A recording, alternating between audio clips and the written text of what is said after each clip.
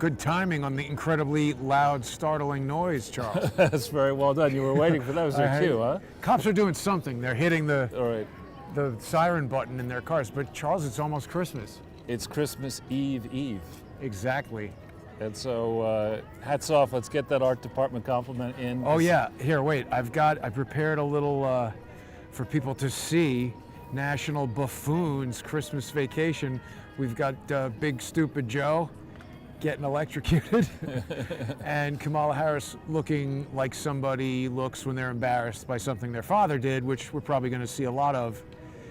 But thank you, Charles. Very well done. And we are, that is a depiction in figurative form, of course, of Joe Biden, as was the case of the movie itself, with Chevy Chase and Chevy Chase is still alive. Correct. And we don't want anything bad to happen to Joe Biden, particularly with Kamala Harris as the vice president. Exactly. But how many? Oh, damn it. That's the really nice microphone hitting the ground for the second time. How many food tasters did Joe Biden have? I don't know. Probably quite a few. Apparently he was like spitting and drooling during his press conference earlier. And he probably practiced doing that. Sneezing. Well, Charles, we have a lot to talk about, and we are, our show has sort of converted into a documentary protest show. Show this or go that way? Wherever you want to go. Yeah, we'll just head up. People can see the nice Washington Square Park Christmas tree back there, but I thought it would be a good idea for us to start. This is a bit of a late start for us, so it's kind of dark. All right. But we are going to join up with the what would you call it? The pro-freedom New York Party? Yeah, there's a big protest, I gather, against Amazon, which is, I think, richly deserved. I think let's start. I guess it starts at 6 midtown, so we'll get there just in time. It's interesting how I think Tulsi Gabbard is, at some level, she's one part appealing and the other part fruitcake when it comes to economics. But her basic thesis, and I think this protest thesis, is that certain companies like Amazon have done very well in the lockdown. Right. Amazon basically taking a lot of business away from many small businesses and medium-sized businesses that have been forced to close. And so her harebrained scheme is that somehow Amazon has, quote, excess profits, which she wants to take away. Is there such a thing as excess profits? No, there isn't. and which she wants to take those away and, in her imperial wisdom, redistribute those profits to the small and medium-sized businesses. And this is an age-old kooky idea. If Amazon is engaged in monopolistic antitrust practices, then discipline them for that. Right. Go up university? Or? Yeah. No, I agree with what you're saying, Charles. And actually, just real quick, I wanted to talk to you about this before I don't want to digress from Amazon, but as I was walking over here, all restaurants, Charles, now have enclosed completely their outdoor things. And I noticed one of them had, when you go into like a, like when they, in the movie E.T., when they captured E.T. and had him, all the adults realized they had an alien, they set up those tents and they have like those like meat locker clear plastic slats, and then you walk through. That's to keep germs out, and they had that on the restaurant thing. So everybody's sitting in there in the virus incubator, and it brought me back to this debate with my new least favorite guy, Dersh, where he's all pro-mask, but the same people who are telling you to wear a mask are telling you to go into those restaurant tents without a mask. I don't understand. None of it makes sense. Well, I mean, the same people who've been telling you for quite a long time after my childhood that you shouldn't go and play outside are now telling you to go and eat outside. Right. in conditions that are actually quite cold. Yeah, it's and at cold. least, one of the little tricks I'll give away to how we can get this done is that when you're walking, as we do walk, and not standing still as we stood still at the Union Square protest, you're doing enough exercise to keep warmer, keep the blood flowing, and whatever. But going and sitting, and worse, sitting in a place that has no circulation of air, has no real sanitation standards when it's not being used. You don't know what's going on in there. I saw one place has set up a call ahead bathroom. Really? Oh, how Yeah, nice. I was like, what? Out on the street? Well, you don't need that. not the way New York is up. But anyway, They don't need it in Penn Station. but exactly. And then worse than that, you're sitting there, and most people, if you're going to go out at the holiday season, Christmas season, you're going to have a few drinks. Right. Drinking and staying out in the cold is not a very good idea. Get sick that way, right? Yeah. Because you don't notice how cold you are. Yeah. And And I think alcohol also just reduces your immune system. I mean, it's all in, not a great move. And here we are starting to see, this is a regular group of people, I think. I've seen them several times here. They come out typically around this time, and they hang out, and more of them hang out, and more of them gather. Yeah, that's the same lady I've seen before. And they get more and more desperate. Yeah. Well, Just this is that. going to be a cold night to be out. It is, and I gather it's going to be even colder on Christmas Eve and Christmas Day. We're expecting another storm, Oh, really? I didn't know that. apparently. Now, are you familiar, Charles, with this? There's this like kids bookstore that I walked past on the way over. I forget what it's called, like Wonder something. They have birthday parties in there. I've never been in there, but it's like it's more of a birthday party place. It's closed. Oh yeah, yeah. So many But places. it's been there are closed. forever. Yeah. And I Just- mean, all this stuff along here. GGK is out. I think one of the, it's either that building, or that building I think is where Alex Baldwin lives, or maybe it's this one. Bagel Bob's is still open. Are you sure? It says it is. Well, But you're right, it's not. well, it wouldn't be open now. Well, why not? Morning, next 5 to o'clock? it's gone. I mean, it's kind of a deli. Actually, Jason, let's stop here for a second. This store's been here, I think, for quite a while. Yeah. These Devonshire Optical Kids. These are the kind of old-fashioned village stores that used to be everywhere when I Yeah. was a kid, and now they're just. This building, I think, this is the one that Baldwin's in here, I think, and got a lot of high-priced people in there. This has become a nice neighborhood to live in over here, where as a kid, it wasn't horrible, but it wasn't as nice as it is now. Right. Charles, you've inspired a drinking game I saw in the comments. Oh, is that right? Yeah, someone says that every time you say, oh, this place used to be this or that, Gotta they take a take a drink. drink. Yeah. All right, audience. I hope you got a lot of Chardonnay out there or a big vat of vodka ready. So we can So- play that game. There's still quite a lot. This used to be D'Agostino's, but now it's Now, 2 drinks if something you do it? better. Oh, right. Yeah. And Like that, there's a so-called professor at this Washington Lee. bar is closed, Charles. Washington Lee Law School is advocating that African Americans should get 2 votes What? per person. Why is that? Why is that? Why is that? Why is that? Why is that? Why is that? Why is that? Why is that? Why is that? Why is that? Is that? It's funny. I felt a vibration in the. The force? Well, no, the stabilizer.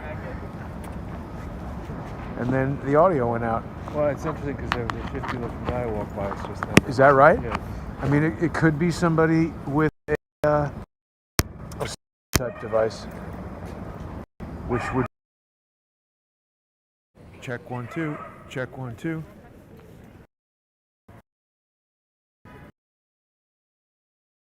Good. I can't hear anything. Yeah, now we're back. All right. So, I mean, that wouldn't be that difficult to do. Have people just walk around with IMS eye catchers. Here's more restaurant tents, Yeah, there too. totally enclosed. Yeah, I like going to restaurants, or I should say I liked going to restaurants, and I don't mind cold weather particularly, but the thought that I would sit out here, New York, good restaurants are notorious for having waiters who've mastered the ability to look you directly in the eye and not notice that you're signaling to them. I mean, Sorry, wait a minute. We're not using the proper microphone. It did sound weird to me.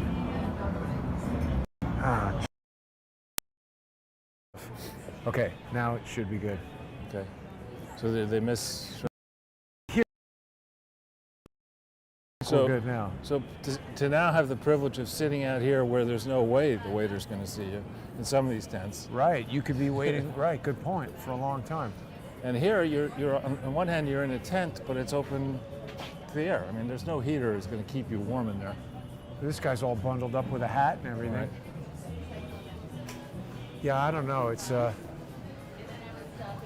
losing proposition. Now, this is WeWork, it says. This used to be an Italian restaurant that actually had Chelsea Clinton's picture up in it.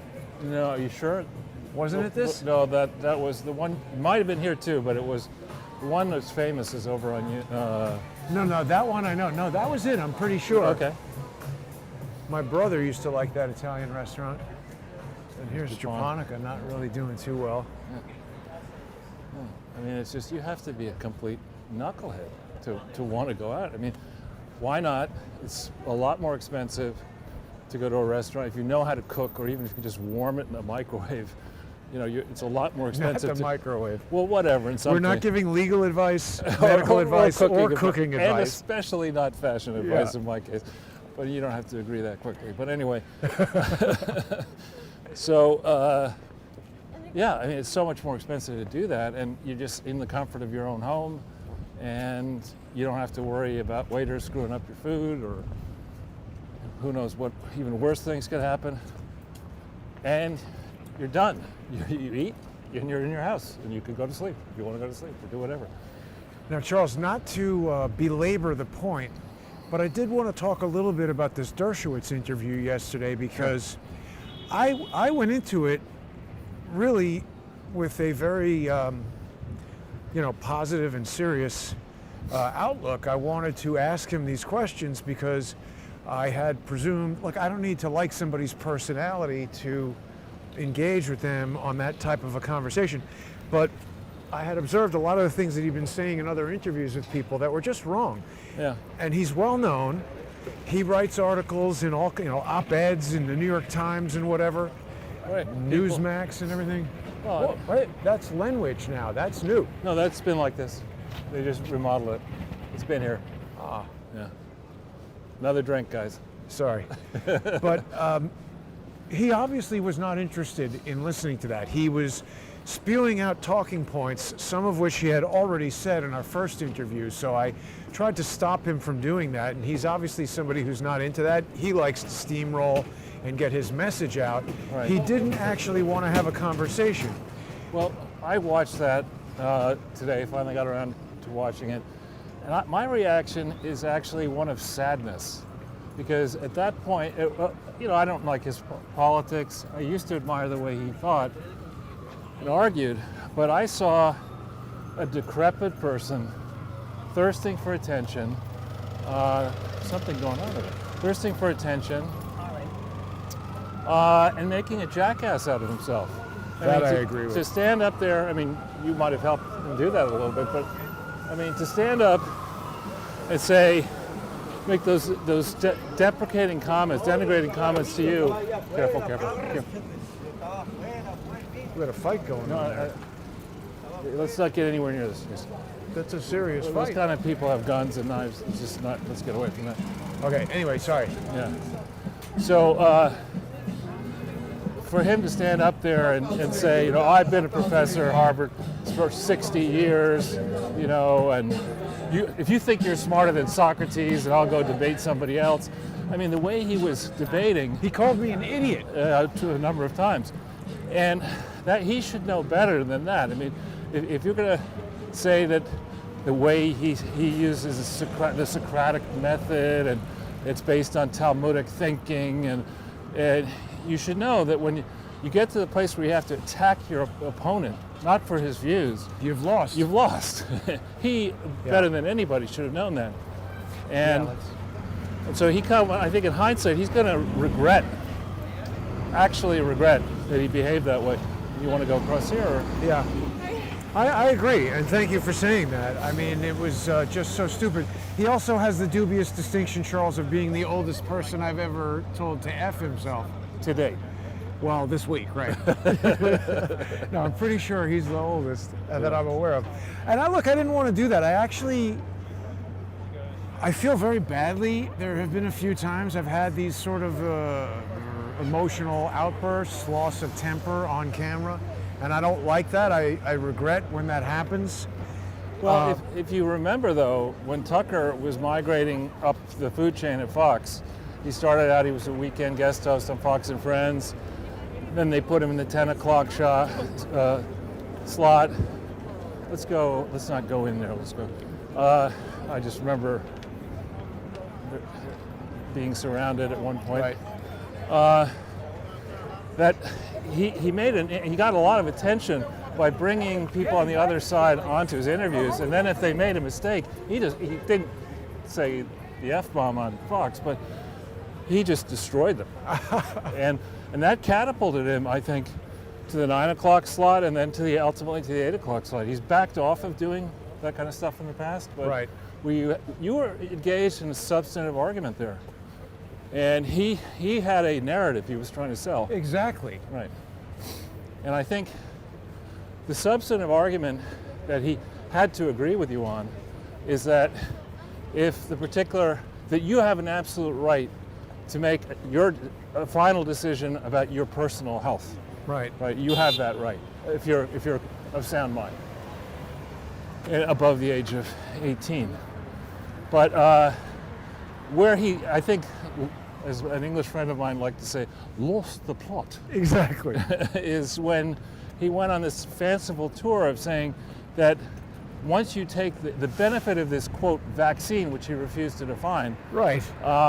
is that once you take it, you eliminate the potential of being a super spreader, or at least of spreading asymptomatically. And that's just like, oh, okay, maybe.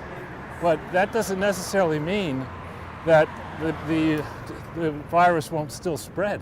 Or that the vaccine works that way. You know, we have not gone up the next one over, which is, what's it called? This right here? No, this avenue that goes into Irving. Irving. Yeah, maybe we should walk up Sure, Irving, because yeah. we haven't done that. You want to go by Tammany Hall, or you want to go down this way? Yeah, let's go to Tammany Hall. Okay. So, I mean, I agree with what you're saying, Charles. He absolutely had a narrative, and people were like, oh, you interrupted him.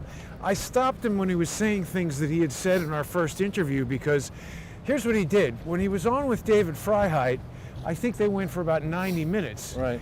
And, you know, David's a lawyer, so I have seen this with other lawyers where they kind of get stars in their eyes when they're talking to Dersh, Yeah, well, because they revere him or whatever. well, he's the Felix Frankfurter Professor of Law, or what he was, emeritus. Yeah, well, he has other things that resemble a Frankfurter about him. He's a big dick. But what I'm getting at is it was kind of like my crew on the day that we did the thing with Spielberg. You know, everybody was like giddy because we were working with Spielberg. And that's the kind of gravitas Sure. that Oh, of Dershowitz course. has. Yeah. So for me, he was like, I only have 20 or 30 minutes. And I was like, okay, fine. I had planned on spending an hour and had spent many hours preparing questions and reviewing the previous interviews that he had done. And then in this limited time, he was putting out all this crap that he had already said on my Right. show, already said on other shows. And I was like, knock that off and let's focus on the real problems. Right. He's writing articles about masks and why they should be used. I know a guy like that would object to a doctor publishing a legal opinion that had nothing to do with the law, the federal rules of procedure, and just putting out, that's a LaFerrari, I think, Charles. What is that? It's just like a $1.5 million insane, or it might be a McLaren, I can't really see, but it's a very expensive car. So I just thought he did a terrible job, and the thing I wanted to talk to you about is, you know, when I had that whole suspicion about the CIA limited hangout movie that Kevin Shipp was involved in, one of the things I was looking at was the engagement. It very quickly got to 168,000 views. All right, let's stop for a second, Yeah. let her pass. God, for a small person, Making a lot of a noise. lot of volume. It quickly got to 168,000 views, and it had like 90 comments, which was like 1/10 the average engagement. This Right. engagement is a very important metric for measuring the performance of a video on YouTube, not because I care about how many views it gets, because I'm trying to monitor the activity of social engineers and how these social media platforms are used for social engineering. And YouTube and other analytics things tell us that the average across the whole entire platform is 0.5%. So for every 1,000 views, Right. there should be 5 comments on average. Right. And because the topics that we cover are pretty involved and the viewers that watch Crowdsource the Truth are very interested, typical Crowdsource the Truth videos are between 2 and 4 times average engagement, about 10 to 20 comments per 1,000 views. This Dersh video, with me telling him to F himself, had 9.8% engagement, Wow. 9.85 compared to 0.05. There were 530 comments. 0.05, right? No, 0.5, 0.5%, right? 0.5. I got to multiply it by 0.05. Right. Yeah, this always spins my head. So, but that's what I wanted to ask you. When we compare that, like how much of a differential is that? 9.85% engagement versus 0.5% engagement. We had 530 comments for about 5,700 views. Seems like they're suppressing views. It's a fair conclusion. Now, this is Sal Anthony's was Right. the place where Doug Mann threatened them. To take the picture down. Yeah, I and thought. Sal Anthony said F you. Whoever owned. So, but that's it. People are outside here having freezing cold dinners. Yeah, it's nice. Frozen food, Jason. Frozen food. How is Pete's Tavern doing? It looks like it's doing well. I like that place. It looks like it's open, but you can't go inside, right? Yeah, and this is the building. I kicked myself. I didn't buy I think it was a 3-bedroom for $165 or something like that. When was that? 1812. Yeah, I was going to say. It was like 1983 or 4. So I'm not sure what to expect at this Jeff Bezos protest, but people can definitely see more enclosed restaurant huts. Yeah, And really the point I was trying to get to with Dershowitz is just to underscore that none of the directions that they've been giving us as far as how to mitigate or even just live with this virus make any sense. Right. Oh, the other thing I wanted to bring to your attention is, have you heard anything about this nurse, Tiffany Dover? I've heard about her. Whether she is dead or not dead, I don't know.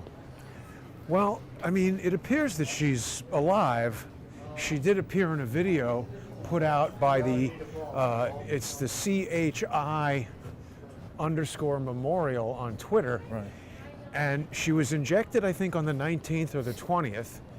And then she passed out like 5 minutes after, which somebody said, I think Not it's helpful. no. And there's something called, I think it's called like vasovagal or something like that, where certain people, when they get a needle, pass out. Right. But I think it's usually pretty immediate. And with her, it was a few moments later because she was talking and everything. Right. Do you see that building on the corner there? Yeah. That's owned by a friend of mine. I'm not going to reveal his name on air. He's a nice guy, I wouldn't ask very you. successful in private equity. It's a fancy building. That is, he's a very ardent Democrat. A lot of fundraisers for Chuck Schumer knows his on speed dial. Nice Christmas tree actually in there. See it? I can't really see it. It's right there. Oh, I see the tip of it up there. Yeah. Yeah. Well, there's another tree right here. We're going on a little bit of a Christmas tree tour, Charles. Well, it's appropriate. Christmas Yeah. Eve. Before we get to the protest, though, Jason. But real quick, I just want to finish about Okay. Tiffany. So they released a video on the 21st from Chai_memorial on Twitter, and they said, oh, she's fine. It's a 21-second video that shows her, or who appears to be her, for only a small portion of the 21 seconds. Nothing is said. And last night with Larry Klayman, I had observed that Miss Dover appears to be kind of twitching, some involuntary muscle movement. Oh, why'd you park the drag racing car over here, Charles? Got to go somewhere, right? That could be, Street Outlaw NYC. it could be like 700 horsepower. Wow. But anyway, so she appears to be twitching, and then what I noticed today is the video is edited. Really? Yes, because they show her, and her hands are out of her pockets, and then it cuts, and her hands are in her pockets. So why do we have an edited video of this girl twitching around? If she was truly fine, wouldn't she just come out with a short little press conference saying, hey, I'm fine, everybody saw me pass out, and now I'm totally fine? Something's wrong, for sure. Absolutely, something is wrong. So that's the, This is Gramercy Park. Right, Gramercy Park Christmas tree. And we just passed the National Arts Club over there. I told you that I was married in this park, right, Charles? You did not. Yeah. Wow. Hopefully not in the winter. No, summer. Great. Did you have the reception at the Myelina restaurant yet? No. It's a nice. Have you ever been in there? When it was in its prime. It's an Italian place right over here. Never been in there. It used to be really nice. So what about the speech that President Trump gave today, Well, vetoing the thing? what I wanted to talk about a little bit is you talk about the National Buffoon's Christmas vacation, and that's really what we're in right now. We have, on the one hand, a bunch of knuckleheads who believe that Joe Biden is the president-elect, and they're on a coasting to victory, and that Trump is just going to give up. And then on the other hand, you have Trump's team, legal team. Now this is really interesting. That used to be, I guess it's out, used to be the Italian restaurant I was telling you about. Wasn't this like the Gramercy Park Hotel? Right there. It's very difficult to control this with gloves on. All right, what do you want me to do? No, there we go. Yeah. Seems to be like they're looks like they're renovating it or something. Yeah. It's like new windows, Yeah. but I'm pretty sure that is the Gramercy Park Hotel. But so what I believe has been going on here, and I've had various and sundry people, I won't mention their names on air right now, but you know some of them. I checked, let's go up this way. Yeah. Sorry. That's right. I checked carefully today this whole idea of how the electoral college votes are supposed to be received and then examined. And this certainly does not look like Open? it's there anymore. But maybe I'm wrong. pretty Myelina, dark. Yeah. very nice place 10 years ago. And then this used to be some fancy, sorry drinkers, it's going to be a tough night for you. This used to be a very fancy nightclub place. Tough to get into? I don't know anything about that. All right, okay. I thought it was the Gramercy Park Hotel. It is part of it's Gramercy Park, but inside of it there was people who've been there will probably add to the comment section and explain what I'm talking about. I can't remember the name of it. Hopefully at a huge rate of engagement. Exactly.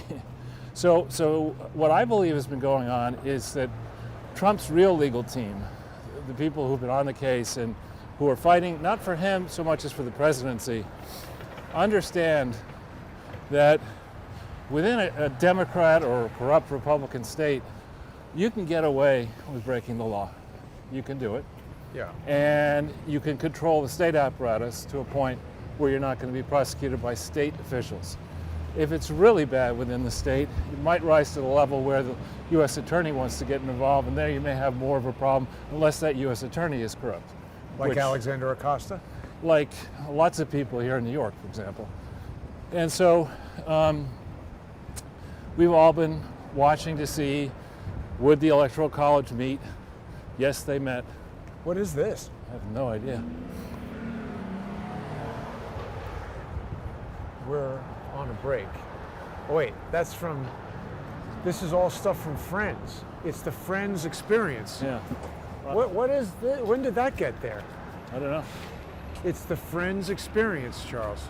Now, do you want to go up 26th and over, or do you want to go Let's go check out more on?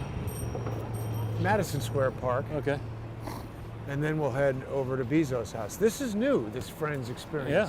I've never seen that. Why the hell would you open that in the Why middle is of a that an pandemic? essential business? And why does this idiot on a bike think that anybody's going to get out of his or her way On the sidewalk. on the sidewalk? Ridiculous. Anyway, so today, if you look in the Constitution, the 23rd. Oh, look, What? part of the Friends experience, they have Central Perk. Yeah. Sorry. When you do that, I think you're about to tell me that a burglar is coming at us or a mugger's coming at us. But anyway, so the 23rd, close of business today, is when those certificates of ascertainment have to reach Washington, D.C. and the National Archivist and a few other people. And it's only once they have crossed state lines that, in my view, Federal crime. that there would be a series of potential federal crimes that could be used to go against those who've been conspiring not only to steal the election, but to obstruct the investigation of the election. And I think it's tonight, in logic, when, if you're going to really go for it, you're going to go for it sometime after midnight tonight. Now, Well, go for it, you mean? to stop the steal. Okay. Because now you have people say, well, you don't have any evidence. Now you do have evidence. You've got multiple states certifying election results which are knowingly false, stating that they did investigate when they didn't investigate. And you've got reams of evidence and provided by many different people in many different ways to many different authorities supporting these contentions. Yet, Democrat judge after Democrat judge, uniparty judge after uniparty judge has decided, we don't like this stinking Trump dude. We like the uniparty, we like the status quo, and we're going to stifle. So it's only, I would argue, that tonight, following tonight, that you could really jump into action and move.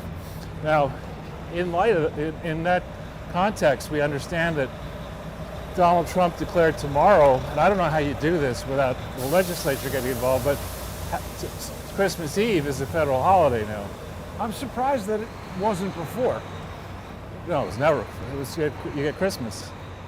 So now you have a team that really does feel and is backed up by probably many tens of millions of Americans feel that their vote was stolen or diverted, Right. or not counted or not respected. And you have an arrogant uniparty establishment enabled by the mainstream media, by academia, by social media, by multinational corporations, by big banks and investment firms, who are just in the submission game, not theirs. They want you to submit to their uncheckable authority. That's what they want. Right. And people across the political spectrum are saying, that's okay, we'll do that. What was that? They're saying, what? How did I miss that? But there's another Krispy Kreme right here Yeah, coming yeah. soon. It's an Arby's. If you ever Terrible. want to, we got the meats. Yeah. So Christmas, federal holiday. Right. And so going back then to where Trump actually has, Charles, these are all new. some are new, yeah. Bong store right here, that's new. Yeah, McDonald's is not new.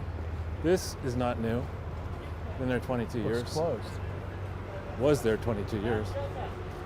Sticky's chicken That's new, I thing, or that may be new.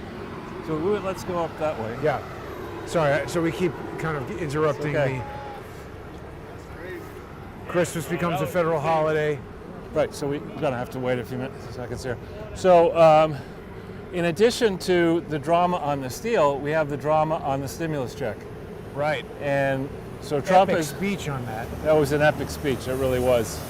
But the way I checked it this morning, and there may be regulations that modify this, but the Constitution says that the president, when the president receives legislation that has been passed by sufficient margins in the House and the Senate, within 10 days, and there are two modifiers, but within 10 days, the president's choices are veto or sign.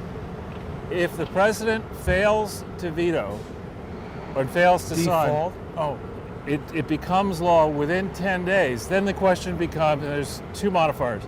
First question is, what kind of day are we talking about? Are we talking about business days, calendar days, etc.? And the Constitution says within 10 days, Sundays accepted. Now the Constitution was approved in 1789. At that time, people actually on the farm worked 7 days a week, but in those shops and businesses that existed back then, they would work 6 days a week. So you certainly are not going to count the Sunday. There'd be a debate. Should we walk through the park? There'd be a debate about whether you would count the holiday, Christmas and New Year's Eve. And the second qualifier, though, is the important one. During this period where the president can say, I haven't made up my mind yet, the House and the Senate must remain in session. So they put this bill in. He said he wants individuals to get $2,000, households to get $2,000 each, not $600. Right. The swamp has said, no. But no soup for you. We get all the soup. You know? Well, they were sending money to Cambodia and stuff. Of course. But that doesn't make sense for a COVID relief bill because John Cullen has pointed out that Cambodia has some of the lowest number of deaths in the entire world. Why do they need our support? You can send them some kombucha. Look at how many seats they've set up here for Right. Shake Shack. Yeah, black truffle burger. That sounds But very... there's nobody here. Normally No, Shake I Shack know. has a huge line. I know. You got a good place to park your skateboard. So we Trump could go up is around going that to way. basically keep them hanging out. Right, he's going to keep these people... Oh, wait, here. But there's what I wanted to show everybody. The the Christmas tree? Another Madison Christmas... Square Park entertainment bush. Yeah, there's the Christmas tree, and there's the Festivus bush. What do they call the Festivus stick? Yeah. 212 is either that one or that one. I forget. You say it's 26? 26th, yeah. It's up that way. So he's going to make them all stay. Yeah, he's got the ability during this Christmas, New Year's period to rile people up. See, this is what I've been fighting against.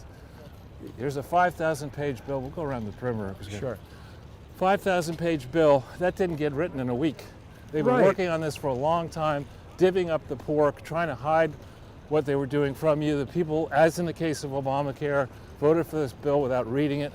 That This should is be not allowed. Yeah, There should be a minimum number of days to review based on the length. Well, that was an original Tea Party tenet.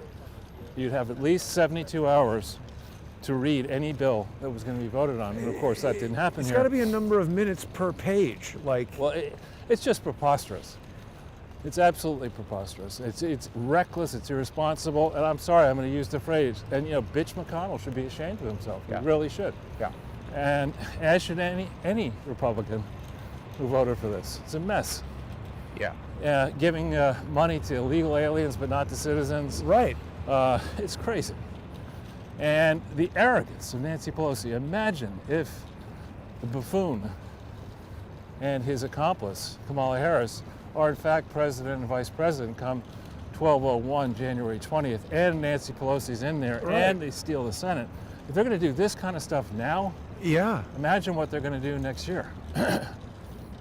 And Charles, they act like it's their money that they're giving us. Right. It's our money that they're stealing. Right, and in the list, they had an excited commentary on CBS local news yesterday about the different counties on Long Island got, this county gets 100 million in the bill, and another county gets 50 million, but for some reason the town of Hempstead gets 125 million. Why? And my attitude, I don't know, but because that person's better politically connected, I guess, than other Hempstead's people. kind of fancy, isn't it? But I don't know. I haven't been there in ever probably. But it's just a system so completely broken down.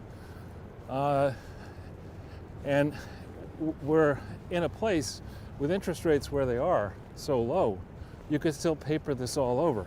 There is a demand for dollars. There is a demand for US dollar debt, 10-year and higher. And so the politicians are able to get away with this. It actually would be a good thing if interest rates started rocketing upwards, so that our politicians would finally, all parties, be their feet would be put to the fire. There's a nice view here. This park actually, another drink coming. Right. In 1981, when I moved to the apartment on 23rd Street and Park Avenue South, this park was actually derelict. Yeah. It was. There was no lawns. There were a few decrepit trees. There were no benches. There were none of these street lights. It was not a place that you went in. And Now it's nice. It was foreboding. In fact, several of the parks were like that, and the solution our city fathers had back then, and mothers back then, was to put fencing up so you couldn't see how bad it was. Oh. Like, you want to go swimming? Well, no, yeah, it's a huge kind of puddle here. But now, honestly, it's quite It's a nice little park. So we've done 3 parks in less than an hour. I like it. And we still got 20 minutes until the Well, protest. Now that's a there's bit- a police van right there, so we must be getting close to 212. We could go up 5th and Yeah, down let's do 5th that a little just bit. to sort of see how it's all looking. Yeah, there's the second van there. I don't see. Do you What's see? that line for? There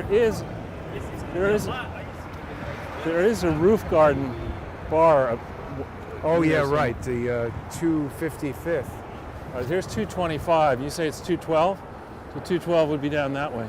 But it's on 26th Street, Okay. not Fifth Avenue, or at least the entrance to it was on 26th. Maybe it's over there. Yeah, yeah. All right, so we'll walk up a little bit and walk back. And then we'll come back. Yeah, that's exactly where it is, right over there. Then you have the Empire State Building in front of you. What are I suppose those are Christmas colors. Yep. So fairly recently, the Spire had an upgrade with animated LED lighting, and you can see it's got a candy cane on there now. Right. So just continuing, if I could, down Yeah. from the timeline. So we'll see what happens tonight. We'll see what happens tomorrow. Whether Trump, in fact, is successful pushing the House and the Senate to do something sensible with the defense appropriation bill and now the stimulus. And meanwhile, a lot of noise is being made on War Room Pandemic by Steve Bannon and others that there actually is real progress and that the alternative slates of electors have been appointed, and The Republican ones, you mean? yeah. And then Mike Pence is going to be able to do something with that? Maybe, and that, they have a long, complex set of arguments that this might happen if that happens and this could happen and whatever. But the point is we're going to see that now from today until January 6th. We also have the intervening holidays. Here's something nice you can have this place for lease. Right. Or if you don't like that place, you can have this place for lease. And the question is, would you prefer to be closer or farther away from that Homeless encampment? homeless encampment? Do you want to have a good or a bad view of that empty place and that empty place and that empty place? I mean, It's really... now this, after about, I would say 1929, and of course I was not around in 1929, but this area prior to 1929 was booming. And then, of course, the Depression killed a lot of business everywhere. So I don't know how long it took this area to go down. But by 1981, it was still down. And it's since come back with a lot of, prior to the COVID pandemic, a lot of condo developments, a lot of taking commercial buildings and making them residential, bong stores. On Fifth Avenue, though, Charles, I mean, that's... must be moving a lot of bongs. Well, I mean, remember that when did Coca-Cola stop using cocaine as an ingredient? I don't know. So it's a lot. We were just sitting around drinking cocaine. But I mean, I think that it's stores like that are opening in places where they've never been before because the rent is so low. Right. That Friends thing. Right. What is that doing there? I saw right across the street from my old office on 8th Avenue a giant space, ground floor retail, tennis camp for little kids with multiple tennis courts. I've never seen anything like it in New York City. Right. So just I want to, before sorry. we get to the process, I just want to follow it through. So June 5th, Senate race. What? No, getting hit by some kind of electric stuff. Let's go this way. Yeah. Let's just go back. Oh. Jesus. We might lose the broadcast. That's freaking out. It's like, That happened there hang before. on. It twisted the camera out of position. Whoa. Wow. Hang on now. That's crazy. That's like almost broke it. Wow. And now it's going again. It's hitting me again. The force is not with us. Someone is doing something, I think, Charles. Huh. It tends to happen around that street. Yeah. That was 29th, 30th Street. In that zone. It's hitting again. It's hitting again right now. I feel it in the handle. All right. It's almost like somebody's pointing something at us. It's like hurting us away. That's really something. That's the future. Charles, there's a lot of people who are trying to do stuff. I don't want to interrupt what you're talking about, but we got to talk about the Brookings Institute. We will, but I'll just bring this to a close and then because I just want to continue the glide path. So on the 5th, we're going to have the Senate races, runoff races in Georgia. They're clearly going to try to steal those too.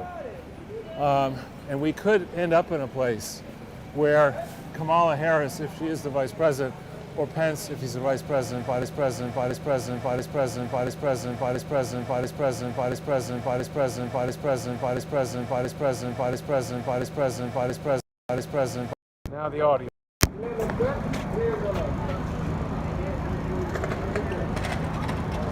I don't know, Charles.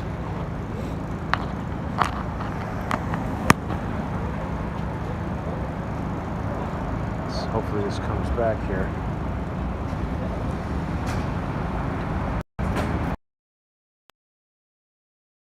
Check 1, 2. Okay, we're back. Okay. Yeah. So Kamala Harris, Mike Pence. So we'll have to. Just what the fuck are you doing? We have those races might be decided on the 5th.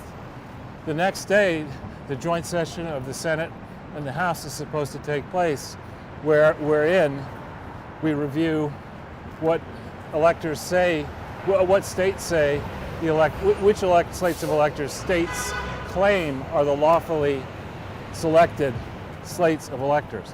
And there will be challenges to that on the 6th. Matt Gaetz in the House has said that he will challenge. Oh, right. And I think I wouldn't be surprised if Rand Paul challenges. Others may challenge. And every day between now and the 6th, and every day that they don't have the 2000 stimulus check, what? I just don't like hoodlum-looking people following close behind us. Right. Is a day that Trump can use his bully pulpit and just wage a last-ditch effort against the swamp. Yeah. Which I'm sure he will do. Yeah, there's the cameras there, and that's where the protest is.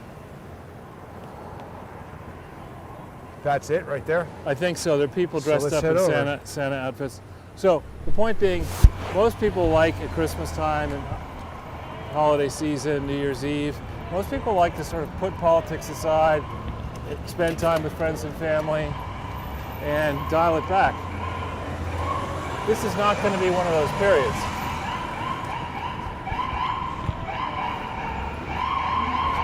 Now those are Amazon boxes. Tim? Oh yeah. And I have to say, I really object to the way in which Amazon, or that matter, Federal Express, use the sidewalks as their warehouse. And it also causes me to never want to use Federal Express, or when I see the way these boxes are flipped, put that over there, you know.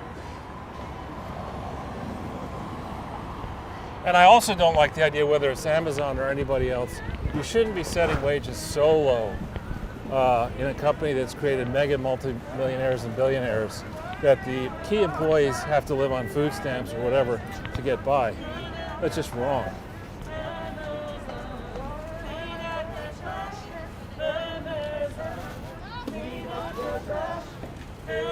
Who is the organizer? Yeah? You doing a test right now? No. I thought he was calling to you. So, do we know who the organizer is of this? I don't. To that lady in the red. This guy? Mariana's yes. What's the name? V3D. Savitri D? Can we say hi to Hey, Savitri? y'all. Sure.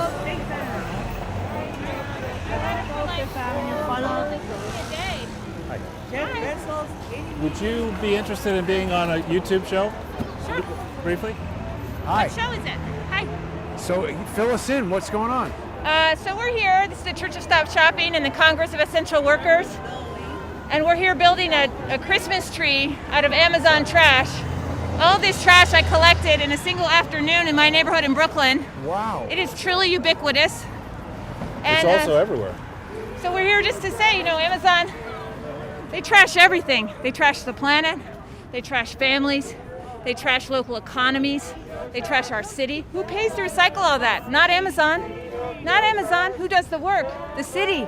Who pays for it? The city. Do they pay taxes in New York? No.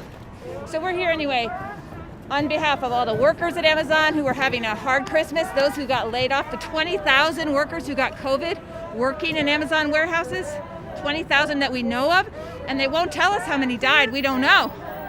So there's a lot of reasons to protest Amazon. But to us, it's all embodied in how they treat the planet with their trash. It's like they'll trash anything. They don't care. And you're here because Jeff Bezos has an apartment. Jeff Bezos lives in the penthouse of this building, 212 Fifth Avenue. This is an $80 million apartment. Isn't it like he put 3 apartments together Yeah, or something? it's an $80 million apartment. Okay, we have Chris Smalls here who got fired from Amazon. He's waiting for his second stimulus check, okay? Right. Jeff Bezos makes $4,000 a second. Holy crap. A second! Yeah. So I'm just a little Christmas elf, and I'm here to tell you, shop elsewhere. All right. Shop elsewhere. Do you have a becoming- Twitter handle or something that people can...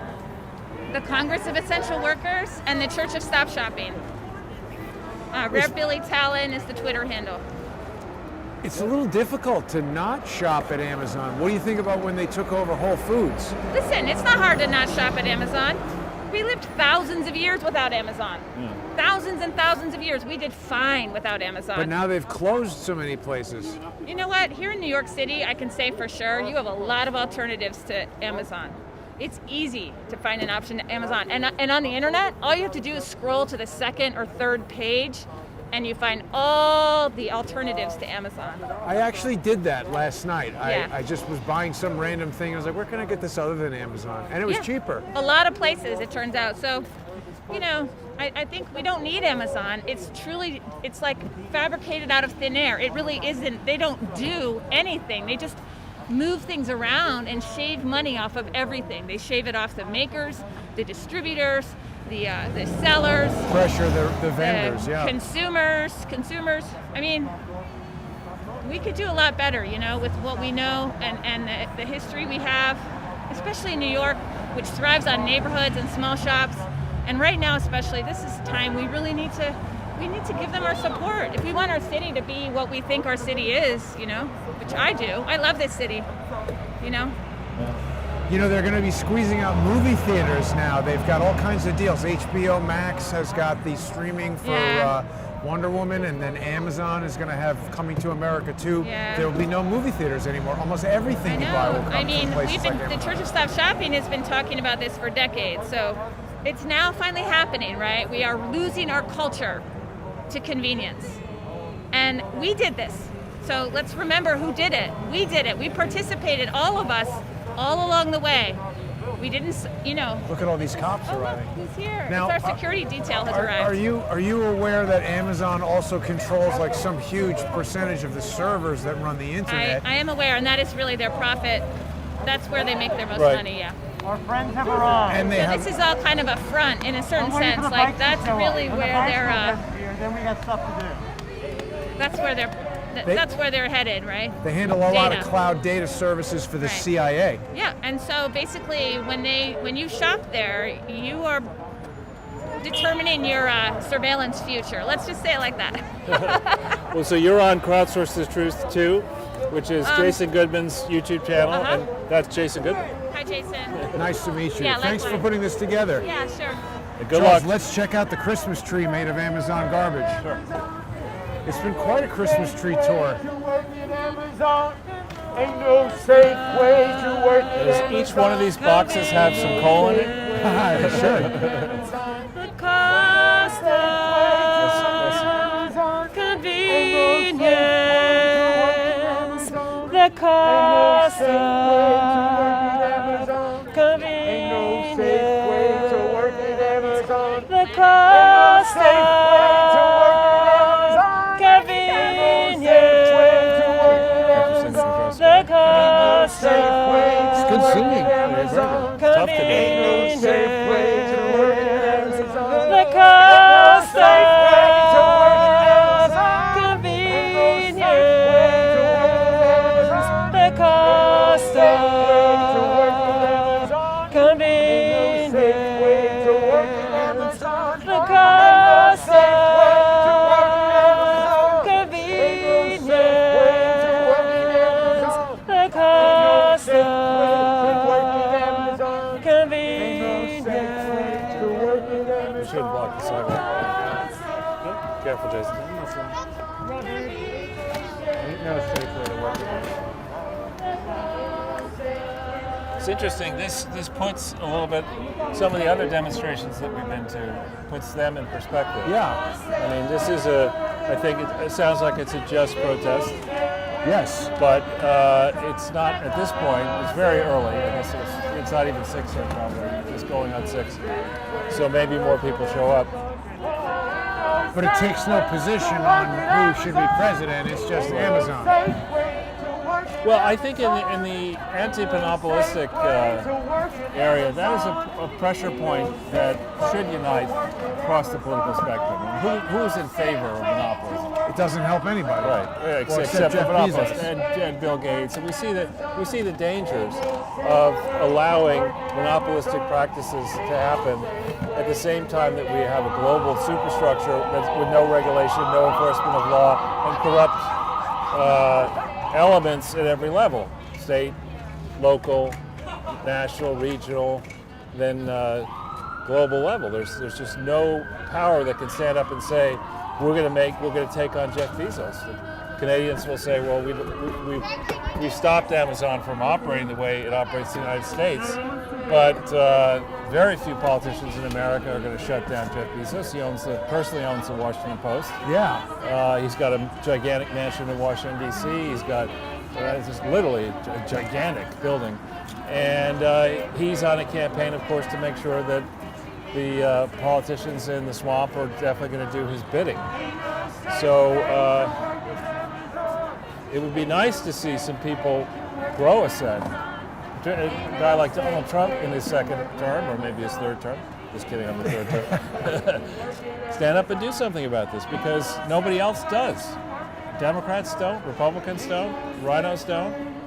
This guy started with a business premise that what he was going to do, Sell books. sell books, and books have a peculiar way of selling. And that is that ordinarily when you're a fledgling store and you're trying to sell merchandise, you don't have any credit as an independent store, typically the suppliers say you're going to pay for the stuff in advance. Books, and in particular, he cut a very smart deal with Ingram Distribution, which had a monopolistic position distributing books. He convinced them to provide him credit. That kid scared me. To provide this startup credit, and more importantly, the Ingram family, saw the handwriting on the wall for the book distribution business, and they said, you know what, we like this hedge fund guy, Bezos. He's a smart guy from Princeton. I forget if he went to business school or not, but you know, he had done well. We like this guy. We're going to invest in Amazon and let him build this business. But we'll lose in distribution, but we'll more than make up on a profit on our Amazon founding stock or early round stock. So they were able then, with Amazon, they were able to sell books immediately and actually and not pay for them until 90 days typically. So you get the free use of Pretty good terms. an excellent model for books, but you can't do that with everything. And his initial ride upwards didn't provide, in my view, granular financial disclosures about how much money was being made in books and how much money was being lost everywhere else. I would submit that that's the case today. I haven't recently looked at the financial statements. Maybe 2 years ago I looked at them.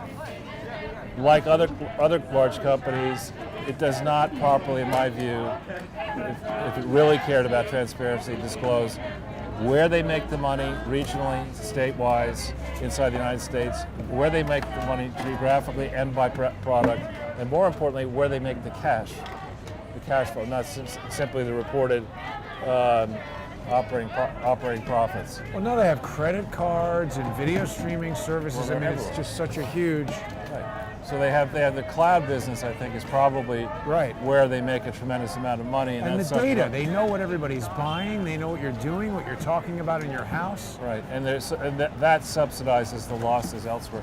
A lot of businesses do that. Here we do see a fair amount of mainstream, or at least traditional camera, microphone approaches. No, that's not. That's a low rank. Stringer, what was it, like a photographer? Yeah. Well, but even so, I mean, we're at a point where that guy could be shooting HD on whatever that camera is and providing it to some news channel. Yeah. Again, to put this in context for people who are not in New York City right now, on Sunday, I got pretty cold.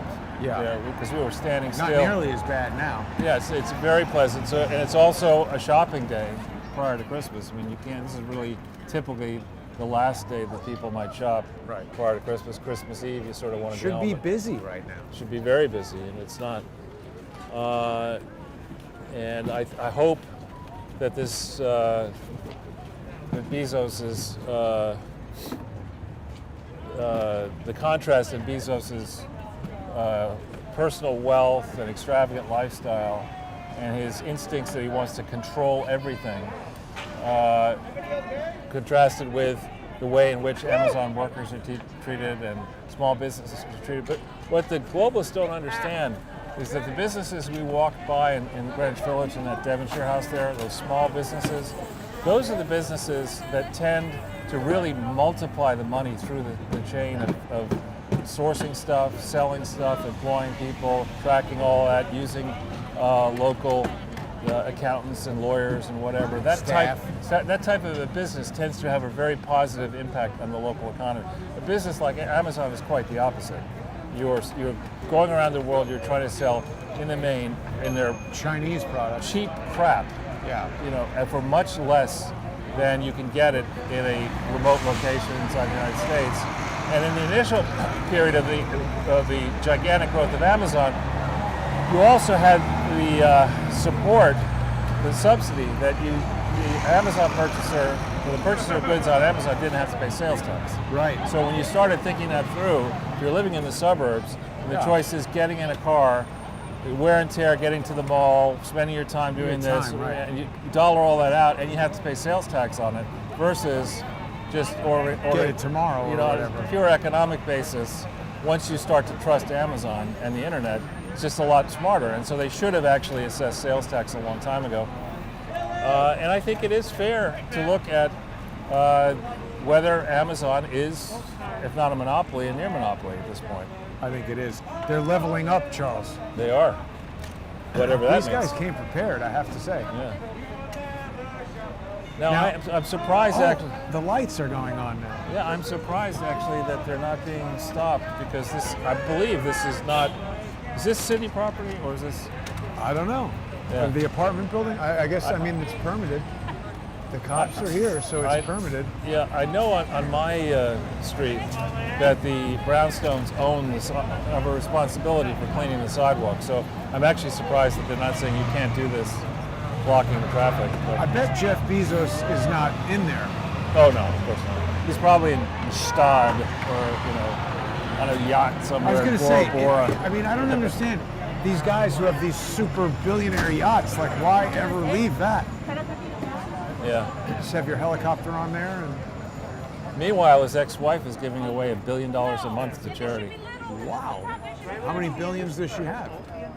Enough, I guess, to give $1 billion away. Because I at least mean, for a you year. could probably, I would think, even if you had just like 100 million, most people could probably live the rest of their lives on that. I think if you had 2 million, and Yeah. you were sensible, you Right. could probably live pretty well. But yeah. So I'll give this group style points for the costumes. Should we talk to some more of them and Yeah, see? if you see any. What about the guy in the pink? Wait. No. The Reverend there. You see him in the pink suit there?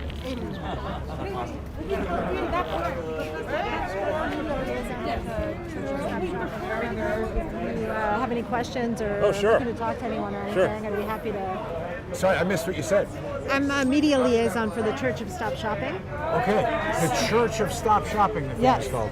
So, okay, let's do a little interview here. Tell us all about it.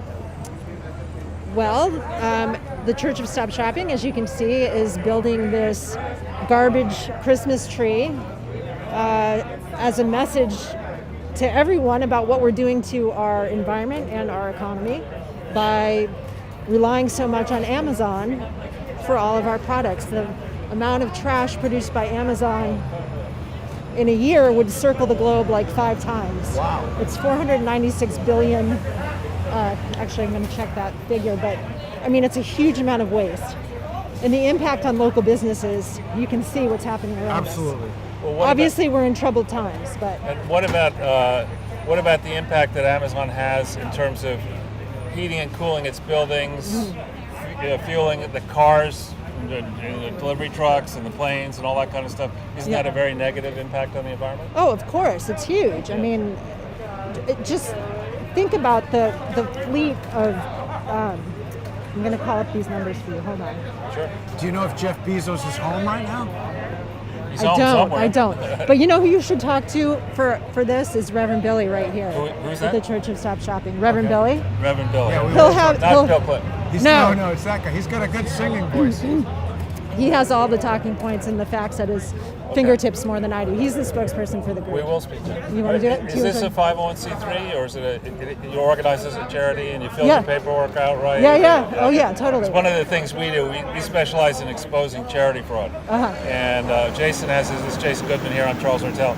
Jason has his quite a large library of videos exposing all sorts of things. Yeah. Together, we've been focused on the Clinton Foundation and other charity fraudsters. Gotcha. Well, Reverend Billy and his wife Savitri walk the walk. I mean, they practice what they preach. Let's put it that way. They're a very small group of volunteers. You can see the people here. It really is like a church. I'm a volunteer. Good. We try to do things, for people who aren't religious but want a sense of community and doing something good for the earth and for the planet. That's what you do? That's what we're all about. Okay. Yeah. Well, thank you for putting this together, and this garbage Christmas tree is coming together very nicely. Right. How did you guys end up here? I get a lot of people contacting me about a variety of protests that are going on around the city, and we have a regular show on Wednesday, and we felt this would be a good topic for it. Oh, okay. Well, I hope you're not considering them in the way that you're thinking, but you should. No, we're not. I'm not pro Amazon at all. Okay. Don't worry about that. No, but I mean, like if you're looking for scams. Oh, yeah. I started exposing General Electric in 2007 as a fraud, and that's a pretty smaller company today than it was when I started exposing it. And I moved on to the Clinton Foundation, and we still haven't won that yet. Yeah. And when we get past that, we may well take a look at places like Amazon. Is Amazon a scam? Oh no, I thought you were talking about charity groups.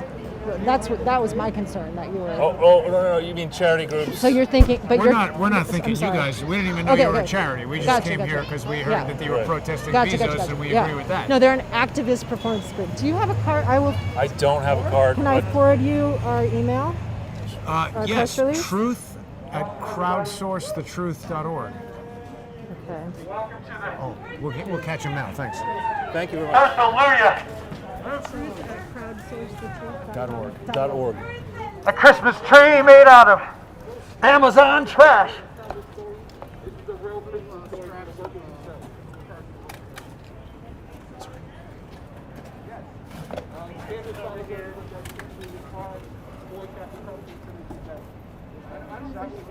The elves are evolving into angels over there,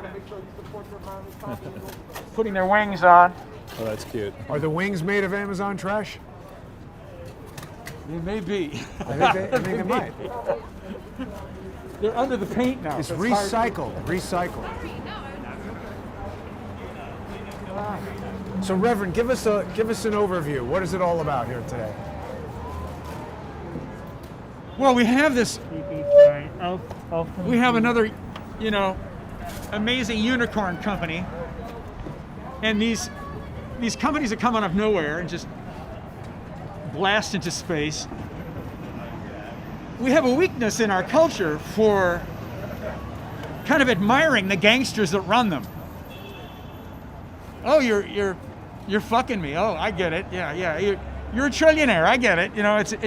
The regulators show up generally 5 years later. Certainly that's true with Zuckerberg and Google and so forth. And this is another one. It's just he's putting a million metric tons of carbon dioxide into the air every week. And But he's an environmentalist. he's giving his money to the big conservative outfits, I would say, if I can call them that. Is he? So he's paying off his conscience, but if he could just stall the inevitable lawsuits on behalf of the earth and on behalf of the neighborhoods he's destroying, if he can just stall every day that Bezos can put back his reckoning, he's making billions. So he's being smart to take a part of his personal wealth and pay off the environmentalists who might sue him.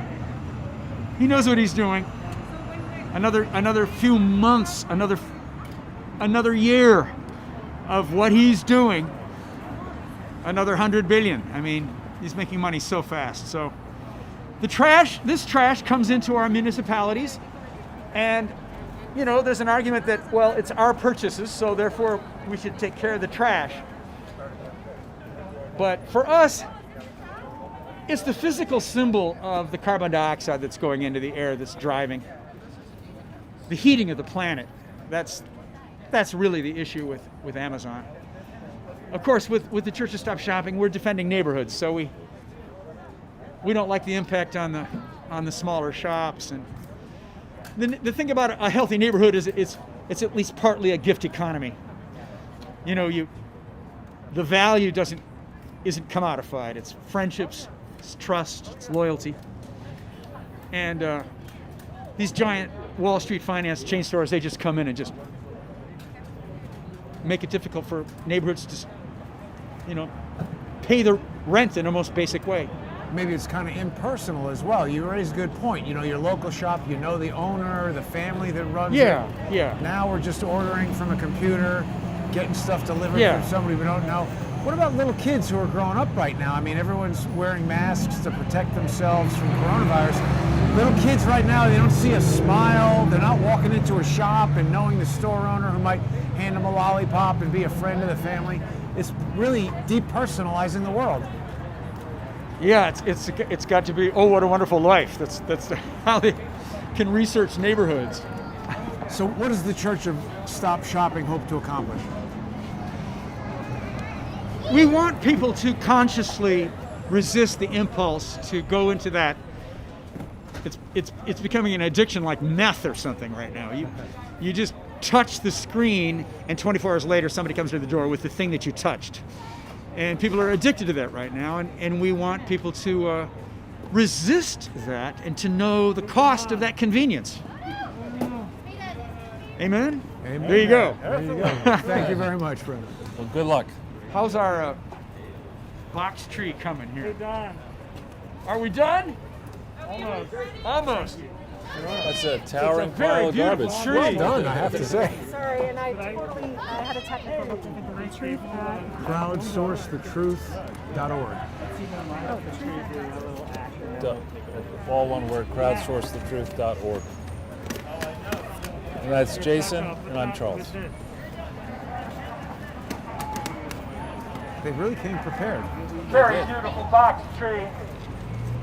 It's good. This guy's a pretty snappy dresser for a reverend. Officers, we have a very beautiful box tree over here. Do you think that he took lessons?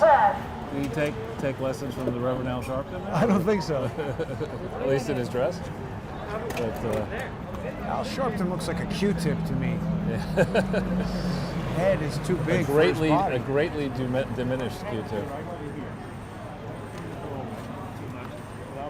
Jason and who? Charles. I'm a little slow. Will there be is there an angel going up on top or a star? You want it kind of puffed up, right? Great question. There we go. There we go. That's good. The costume designers have really gone overboard here. You have to check out ReverendBilly.com. ReverendBilly.com? Yeah, it's in the release. Have I seen him in Washington Square Park Yes, talking? you've probably seen him. He's been I around think for a I've long seen him time. before, There's yeah. a movie called What Would Jesus Buy that was done by Morgan Spurlock Oh, sure. of Super Size Me fame. Right. No, And he was in it. What was yeah, it called? What Would Jesus Buy? What would Jesus buy? And is the Reverend Billy an actual reverend? Or? No. No. So he's like Al Sharpton. Exactly. Good. No, it's a character that he grew up in a Protestant tradition, very Sure. similar to that. So he kind of imbues that, like he knows that world very Sure. well. But it's a character he's been for a long time. I see. Yeah, What is he support- in real life? This This they is a live full this. time. Oh, really? Yeah. It's well done. Yeah. And Amazon is the focus, or are there other They've been around for years with an anti-consumer message. Buy local, shop local, Right. you know, anti-corporate. And Amazon is their most recent campaign. They've done campaigns in Chase banks because of their financing of climate. They Oh, wait, support sorry, I many. think they're giving some more speeches over here. Christmas tree. Everybody can do one. After everything is all settled down. It's like a skirt, kind of. Or like a Christmas card, right. So what are they doing now? They're putting on, Take a box and put it around the bottom. putting presents under the tree. Ah, more boxes. This might be the most Christmas that many people in New York get. Well, it's Right. also a very creative protest, I have to say, and it's got a kind of a friendlier vibe. Nobody is trying to like beat anybody up or scream at anybody. Yet. Right. Ladder, ladder, ladder, ladder.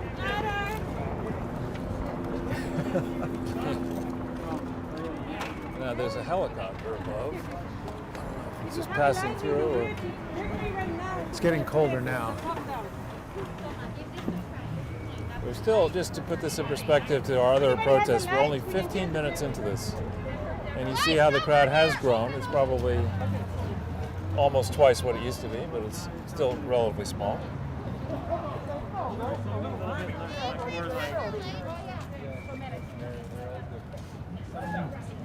If you go back to Henry Ford, and I know Henry Ford had many despicable qualities, and I'm not saying that I admire him in general, but he realized when he mass-produced his cars at a time when there were many other car manufacturers, he realized that it was smart to make it possible to pay his workers enough To buy so a that they car. could buy the cars, right? Because otherwise you're sitting there pissed off that you're making something for the man that you can't have. Right. Versus I'm excited I'm going to get one of these. Right. So Jeff Bezos doesn't seem to get that. Right.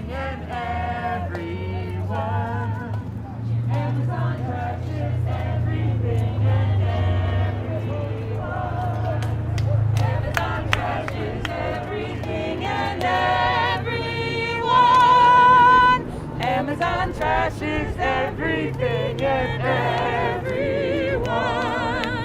Amazon trashes everything and everyone. Oh man.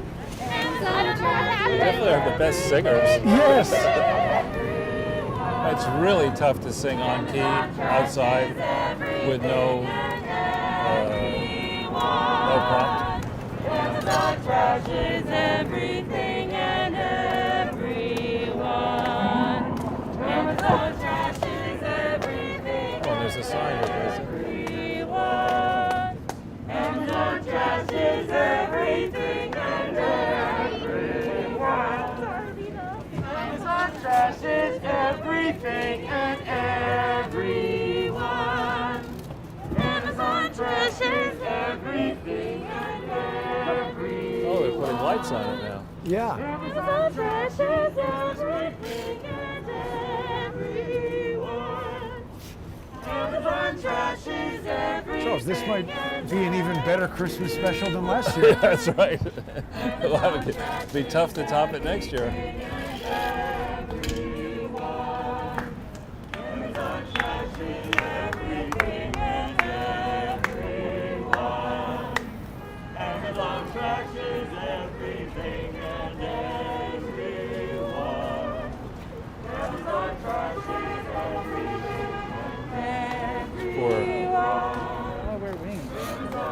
Can't stand on angel wings. You see the sign here, Jason? I did see that, yeah. The cost of convenience. I didn't hear that 20,000 people had gotten COVID from Amazon. Well, it's got a huge workforce, Yeah. so it wouldn't surprise me. How many cases do we have of COVID around the world? Around 14 the world, million, I think? I don't know about that, but it was like 200,000 dead, I think. That was just in the United That's States. deaths. They're just like Yeah, cases. it's several million cases. We have to ask John Collin about that stuff.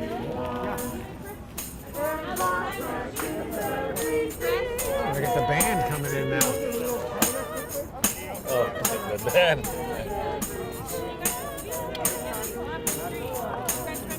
Maybe right here. Right here.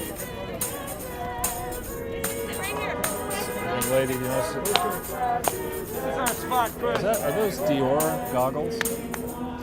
Oh yeah,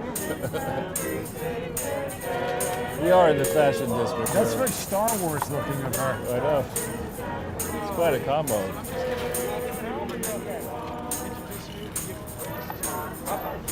No, I don't understand what the donkey is all about. What the what is? Isn't that a donkey? Everything and know. everyone. Amazon trashes everything and everyone. Amazon trashes everything and everyone. Amazon trashes everything and everyone. That sound like a Christmas carol for the baby? Amazon trashes everything Well done. and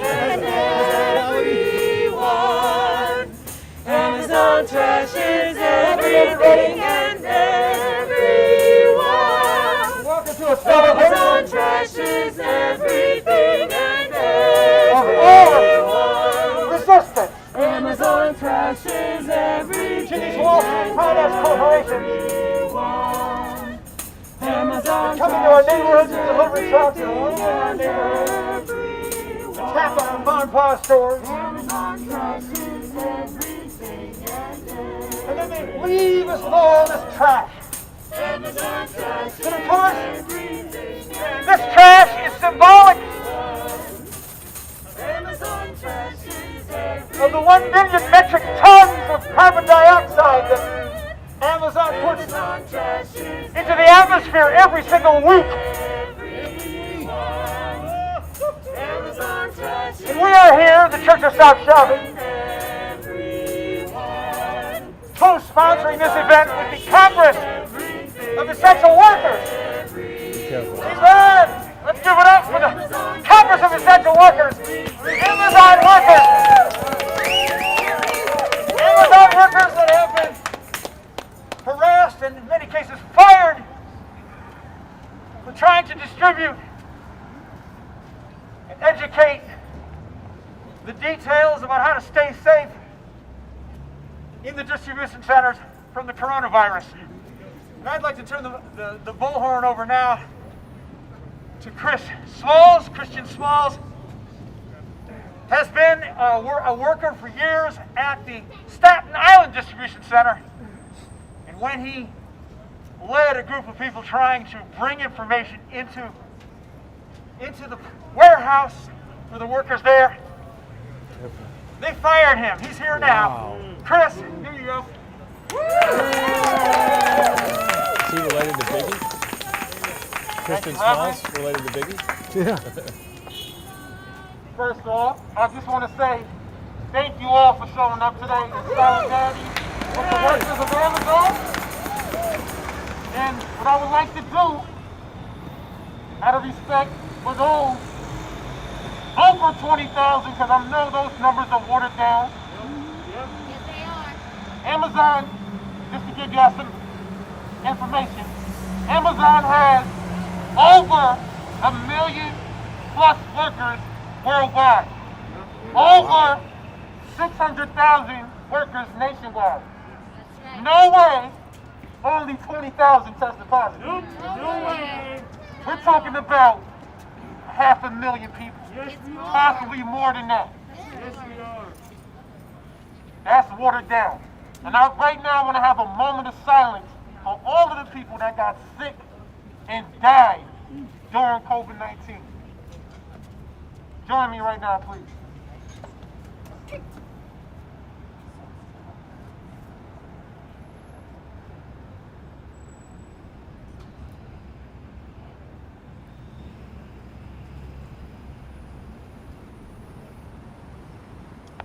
Thank you.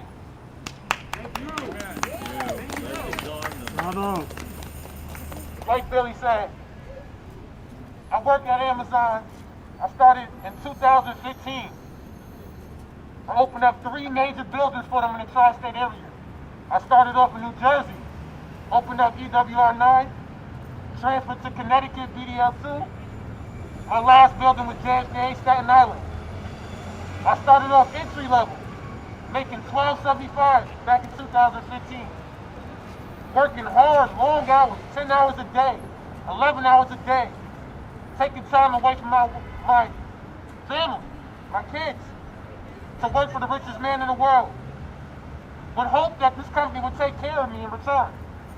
I worked hard, I got promoted up to a supervisor position, what they call a process assistant. In layman's terms, is assistant manager. I was stuck in that position for the next 4 years. Possibly because of the color of my skin. Amazon, like I said, has over 1 million plus workers worldwide. Only 8%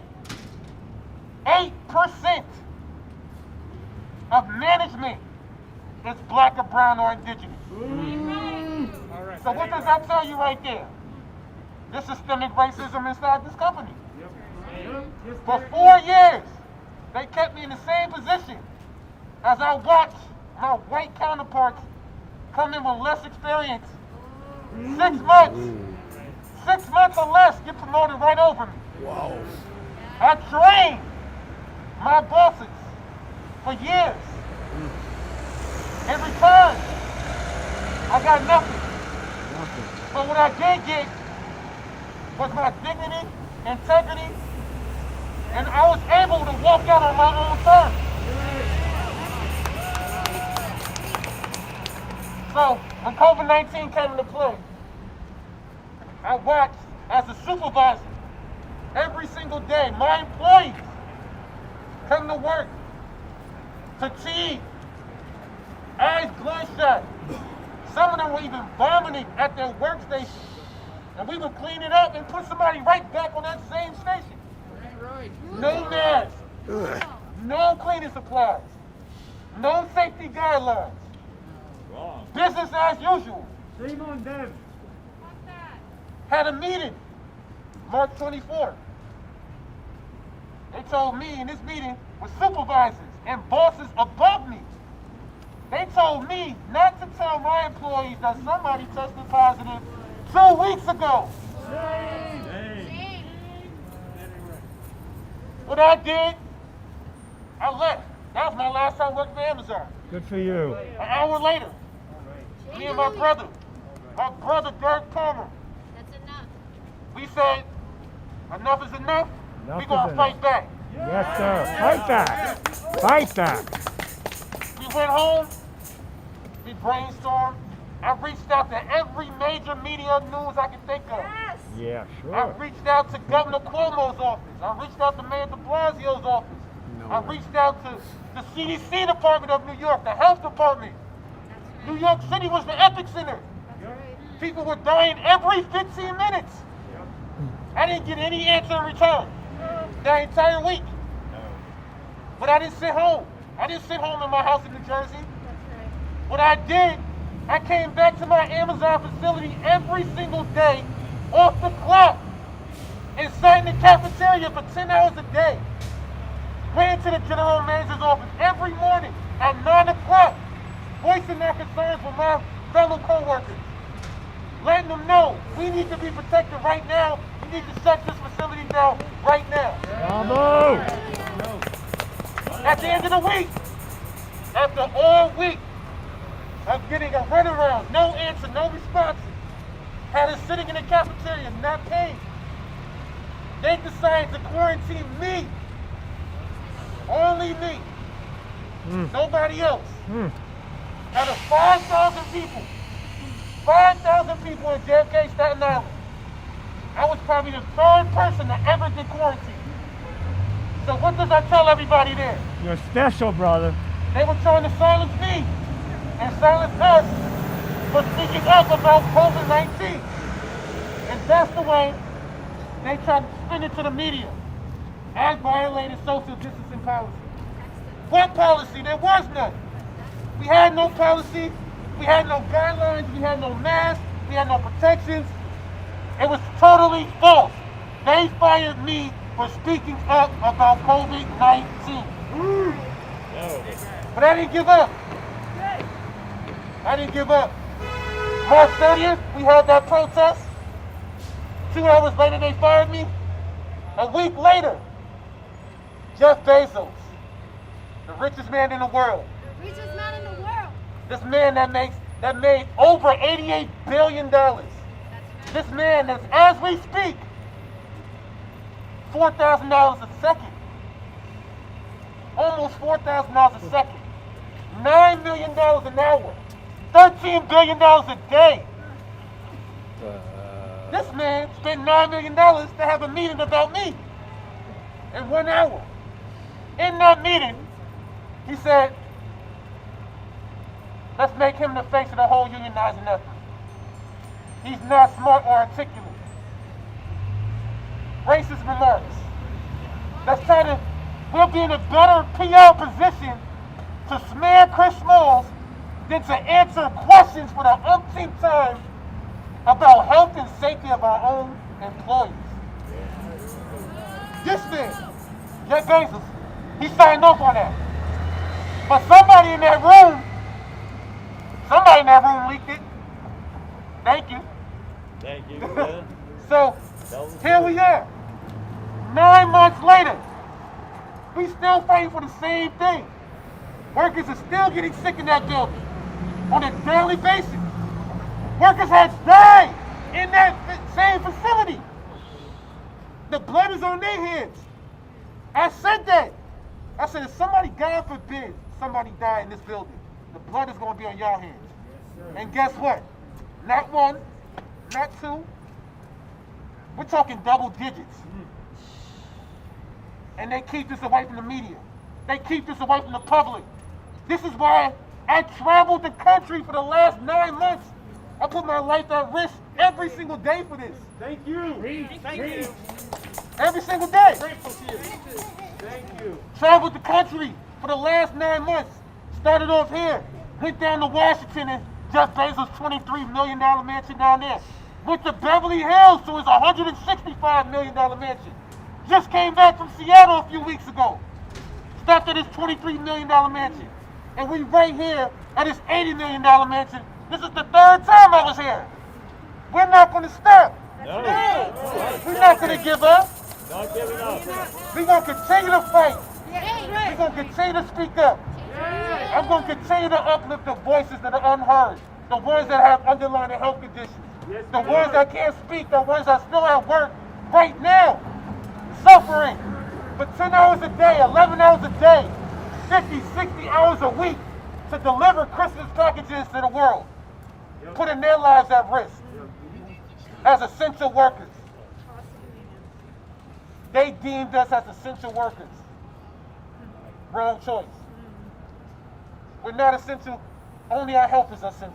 Yeah, Our health is essential. And if we're essential, that means that we are a necessity, right? Yeah. They need us, right? Yeah. Jeff Bezos ain't coming to the warehouse doing these packages. No. Who really got the power? We are. We got the power. We got the power. The people got the power.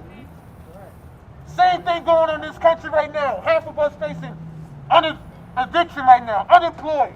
Myself, no health insurance. How are we supposed to take care of each other? Our community, doing what we're doing now. This is what community look like. This is what community looks like. We got to take care of ourselves. We can't rely on the government. We can't rely on the Democrats, the Republicans, and we damn sure can't rely on the 1% class, these billionaires, to take care of us, the working class people.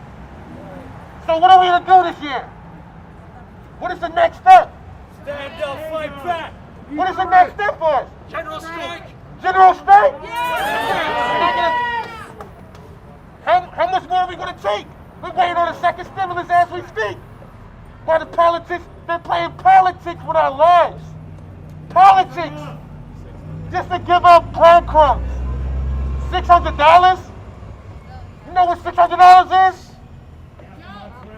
$15 times 40. That's 40 hours. That's 40 hours a week. $15 is $600. They give you a week, 1 week pay. It's a damn shame. Working for the richest man in the world, living in the richest country in the world. That's right. And we handled this virus the worst in the world. Yep. So once again, it's up to us to tell our truth. Don't have the media spin it any other way. We have to be in these streets every single day, every single week, until we get better. Not until they do that, until we get better. That's right. I'm not doing this for myself. I'm doing this for the future. For our children. For our children to grow up in a society that's better than the one we're living in now. We should never have to go through this ever again. And when history is done, 5 years from now, you want to look back at COVID-19 and say, what did you do during COVID-19? Where was you? Did you support? Were you in the streets? Were you fighting back? Make sure you don't miss this opportunity, this window of opportunity right now. This country needs change. And we need to do that right now. We cannot wait. That's right. We cannot wait. We can't wait. And once again, I just want to say thank you all for being here. Thank you. Thank you. I'm not done. I filed a class action lawsuit against Jeff Bezos and Amazon. And the reason why I filed the class action because I always said it in the beginning. It's never going to be Amazon versus Chris Smalls. It's going to be Amazon versus the people. And together, we all have to be David versus Goliath. Right. And you know what happened? We win. We win. We win. So I want to thank you all for being here. You're going to hear some stories from some Amazon workers. Actually, from JFK that was with me on day one. So without further ado, I want to welcome my brother, Derek Palmer, who was with me. Here he is.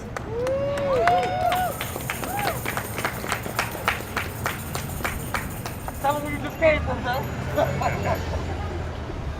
How's everybody doing today? I know it's cold out here. Thank you guys for being out here. I love you guys for all the solidarity that you guys have been showing us. Me and my brother, we've been all around the country. We've been to LA, we've been to Seattle, we've been here 3 times, we've been everywhere, DC too. We've been fighting this good fight against Jeff Bezos and Amazon. You know why? Because we demand our respect. As workers, essential workers all across the world. We're not doing this just for Amazon. We're doing this for every essential worker. Everyone in this crowd who's an essential worker, we're doing it for you too. What Amazon does a good job of is silencing workers. Every day I go to work, I'm still at Amazon. I still listen to their stories. Everyone's afraid to speak up. They so scared that they won't even go to the main office and talk to the leadership. Because you know why? Because they say, look what happened to Chris. They say, look what happened to Gerald. Look what happened to those workers who stood up for the cause. All we wanted was safety. That's it. You know what Amazon's policy is? Safety is number 1. Who believes that? No. None of us. How are we safe with no mask and no gloves and no social distancing in a building full of 5,000 associates? How? How is it safe? Tell us. Please let me know. You know why? We went to that main office, me and my brother and a few other associates as well, every single day for 10 hours for an entire week. We got the same response. You know what the response was? We're doing everything we can. You're doing everything you can, right? I bet. Filling up that pocket. You got people sick, running in and out the building every day. You got people not only working in Staten Island, you got people working from the Bronx, Jersey like myself, I commute there every day. You got people from all over. There's people from Connecticut who's driving in. Connecticut. There was no testing going on. Nothing. There was no temperature checks. But when they get on the media, what do they say? Amazon's safe. We have the temperature checks. We're making sure everyone is safe and we care about everyone's lives. Bullshit. I don't want to hear none of that. Because guess what happened? When we spoke, March 30th, matter of fact, before that, March 24th to March 30th, what happened? Nothing. Retaliation, that's what happened. And then they try to sweep it under the rug. We put this country on our back.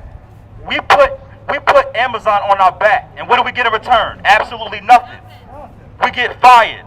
We get no help from the government. We get nothing. Why?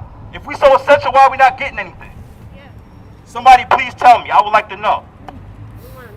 We want to know too. Like I said before, Amazon wants to sweep all the issues under the rug. And I'm here today to tell you that they're not going to do that. That's right. They're not going to do that because we're going to keep fighting. From now, I don't care how long it takes. Me, my brother, all our members from the Congress of essential workers everywhere, every group that's down for the cause, we are going to stand up. Period. And I'm just here to thank you guys. Solidarity. I love you guys. Thank you.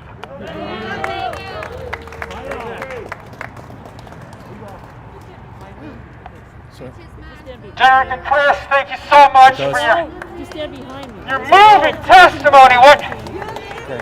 Well, I'm going to broadcast right now, but Richest man in the world, how you making your money?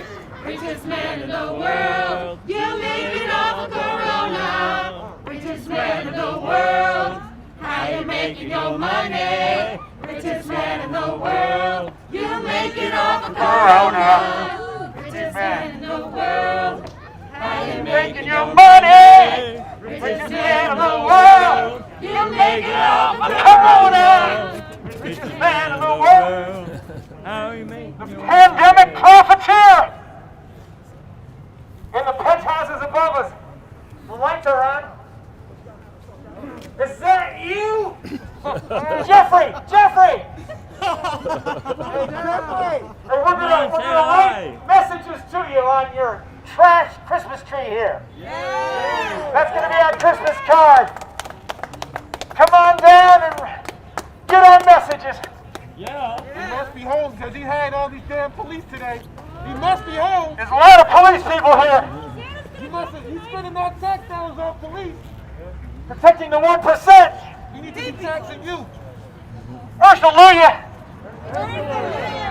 These boxes, they represent the people who handled the boxes, the people who are in those distribution centers, managing those computers, putting the boxes on the conveyor belt, taking them to the delivery trucks. But they also represent the trash that is put into the air, the carbon dioxide.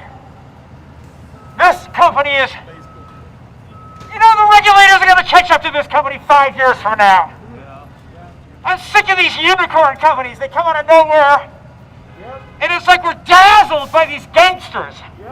It's like James Cagney, he's shooting me, but I love you. Don't be dazzled. 15 years ago it was Walmart, Monsanto. They take our money and we love them. There's something going on in the American psyche. Am I right? Yes. Is this a pattern? Yes. We got to jump on this company now. Yes. Because the accelerating sixth extinction, hundreds of species disappearing every week. It's real. It's real. And the young people are going to get this. The thing that's happening right now. What we're turning over to them. We've got to be able to resist now. We can't wait for some kind of gradualist idea. We can't wait for the environmental movement to sue them. He's giving billions and billions of dollars to the big outfits that he's afraid will sue him. Well, you've got a lawsuit coming to you from Christian Smalls and the people who work there.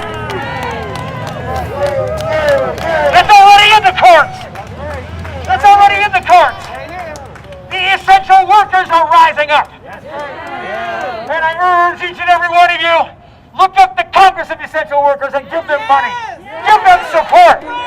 Support these workers. We're addicted right now in this country. It's like methamphetamines. We put our finger on an image on a screen, and 24 hours later, Jeff Bezos is at our door giving us our package. Taking our money. Something about that is very powerful. It's a drug. It's a drug. It's addictive. And they're doing it everywhere. Everywhere. We're all doing it. We've got to stop that. We've got to break into that moment, that bubble. That moment where people mainline and put the needle in their veins. How do we do it? I'm asking you. Somebody's going to see the press. Somebody's going to see what we did here with this trash Christmas tree. Somebody saw Chris and Derek speak. This has got to go out there. The Congress is working so hard going from city to city to city. This is a tremendous show of activism. This is the kind of activism that is going to save our neighborhoods from these Wall Street finance chain stores. We're going to be turned into a bunch of robots. We've got to rise up. We've got to bring back to these companies the complexity of a healthy neighborhood. The complexity, the nuanced quality, the compassion of a person who is a whole person, who's not just getting his or her signals from these monoculture monsters. You and I have souls. Now we know we have to defend our souls. Souls are utterly unique. Souls, a person's soul is like a healthy neighborhood. You can't quantify it. You can't turn it into a database. That magic has to be brought back again. And that is the urban version of what an ecosystem is in the earth. There's nothing as complex. We've got to bring back habitats. We've got to love the earth. Earth-alleluia. Earth-alleluia. We will have equality when we have earth justice. Earth justice and human justice are the same thing at the end of the day. We've got to have both. We've got to have both, Earth-alleluia. Earth-alleluia. Earth-alleluia. Earth-alleluia. Love-alleluia. Change-alleluia. We've got to celebrate the justice rising up in our bodies right now. You know, we have we've converted the king's imperialist hymn into an earth celebration. Let's sing for these people. The Stop Shopping Choir. Christopher. Gregory. Lead us here. The elves are going to sing for us. You ready? Here we go. Go for it! Here we go. And then I'm gonna do some fact checking. Okay.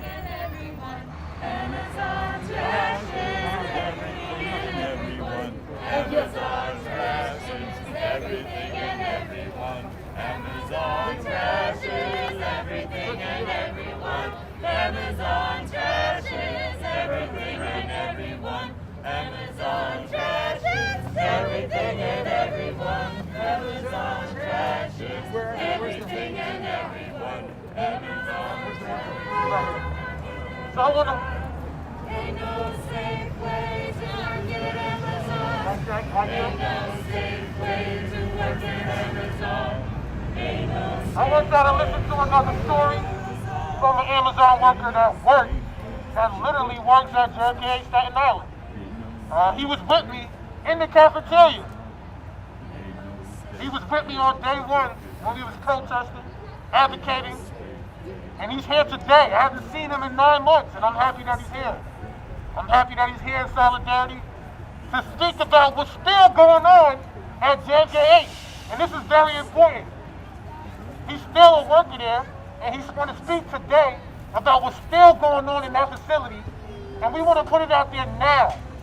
Amazon had, what was it, ABC News? They had ABC News in the building just 2 days ago. Trying to put together some propaganda video, make it seem like it's safe in there. Meanwhile, at the same time, a building in New Jersey had to close down because the cases were too high. That's the number one question. How many cases does it take to close down a facility? I'll tell you what, JFK makes millions of dollars a day. They're not trying to close that facility down. So this is why we need workers from that building to speak up. And I'm happy that I have my brother Tristan here, who works there, who wants to tell his story and his work experience. How's it going, guys? So I apologize in advance. I'm not as good of a public speaker as these guys right here, but I just want to tell a quick story about me working there. I've worked there for going on 3 years now. I'm currently working. In fact, I actually have work tomorrow, so got to go back at some point. But I was there with Chris Smalls when everything started going down, and everything that they said about having temperature checks and social distancing, all of that did not become implemented until after they fired Chris. Until after multiple people launched investigations, the health department, the city of New York. Up until that point, there was no social distancing at all. There was nothing. Even now, they have social distancing, but only in the main areas, break rooms. Once you go out onto the floor and actually begin working, there is no social distancing at all, because it is impossible. It is impossible to work less than 6 feet from somebody in a building that sends out millions of packages every day. In fact, there's actually a goal right now for our department, me and Derek. Their goal is to send out 8 million packages this month. Not only does, that's their goal, and managers have actually started to work in that area with us only because their bonuses depend on it just as well. When the only bonus that we get is $300 that will be taxed and we'll probably see less than $100. So that's the thanks that we get for working throughout the holidays and bringing all these people their gifts and their presents and their joy. When people can't spend any time at home because they're working 60 hours a week. I've worked 6 days last week. If I can't even spend Christmas with my family because they go away. I have to stay home because I have work the next day. I haven't been to Thanksgiving or Christmas or any major holidays in 3 years since I started there. One time, most recently actually, I had some questions about their social distancing policy and their contact tracing. When I went down there and I was told that their policy was that the only way you could be contact traced is if you had 15 minutes of continuous contact with somebody with your mask down. And I asked the gentleman, I said, that doesn't sound right. It doesn't take 15 minutes for this virus to spread at all. It takes seconds. Seconds. And even he showed some reservations that he didn't agree with it. If you don't agree with something, you should say something instead of just nodding your head and going along with it because you're afraid to lose your job. I go in there every day afraid to lose my job just because Amazon decides, you know what, let's just get rid of this guy. They can make up any reason they want. They can fire anyone at any time. And that's scary going to work every day knowing that you can lose your job at the drop of a hat. The way you live, the money to support your family, your children if you have them. It's scary that you can lose your job at a moment's notice just because somebody decides that they don't like what you're saying or what you're doing. And most recently, I went there again to ask them some questions about the contact tracing because I did some research and it turns out what they told me back then was false. That it was actually 15 minutes of not consecutive time, 15 minutes total of contact with anybody with COVID-19 warrants you to be contact traced and sent home. When I went there, I was not only greeted with the gentleman I spoke to last time, but also another gentleman, a regional director of loss prevention in charge of contact tracing. So, yeah, I did feel a little attacked. That was really quick, just to get some big head in there. And what he had told me was, it seems like they predicted what I was going to say before I even got there. Because the second I walked in, they told me, yes, there is a new policy for contact tracing, but that's only because the CDC just updated their policy. And I find that to be ridiculous because if you find, and even the gentleman that said this to me, the regional director of the loss prevention in charge of the contact tracing, said that when they were told that it was 15 consecutive minutes, he didn't agree with it. So if that's true, then why not say anything? Why not take that extra step instead of doing just the bare minimum to protect your associates? That makes no sense, and that is not right at all. I've known people that have COVID, have been to work, and everybody is too afraid to speak out about it at all. They literally tell associates not to tell other people if you tested positive for COVID, unless you feel the need that you definitely need to tell them. They're literally telling people not to tell them, not to tell your associates that you have COVID. The only way information passes in our facility, and Derek can speak to this, is that us associates tell each other. We communicate. There is no trust in leadership at all. And I told them that to their face. There's no trust. We don't believe you. When it comes to profit over safety, they will always choose profit. You want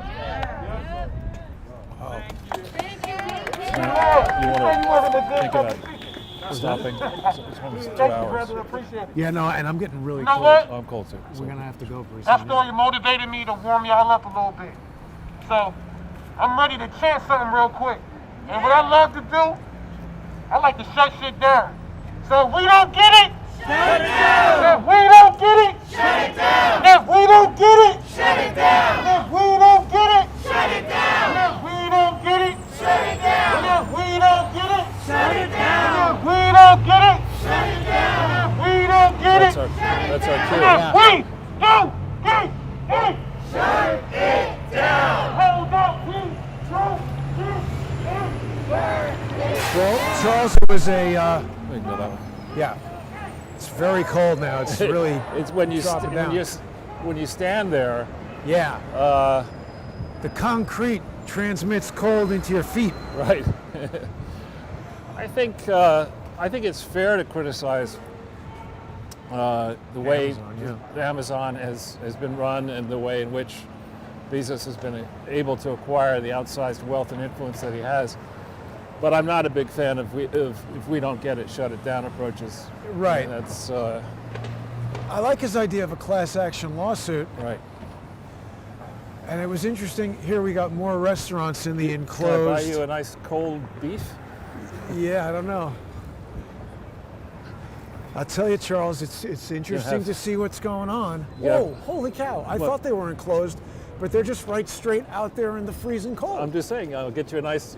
You can have some cold roast beef with cold mashed potatoes and cold That's corn crazy. at 5 times what it Oh, would this cost is you. good. We can get a little street heat. That's good. Maybe we should stand here for Yeah, a second. let's conclude the. Roll down there, maybe. Yeah.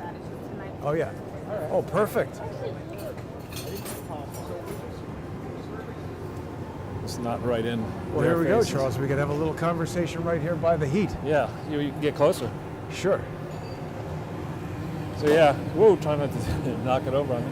Anyway, yeah, I thought it was obviously a fair amount of planning went into that demonstration, and people began to gather at the end there. I think you need a lot more. It's amazing to me, frankly, that Bernie Sanders and other people on the left aren't a lot more in Jeff Bezos' face than, and frankly, that opportunists on the right aren't doing the same thing.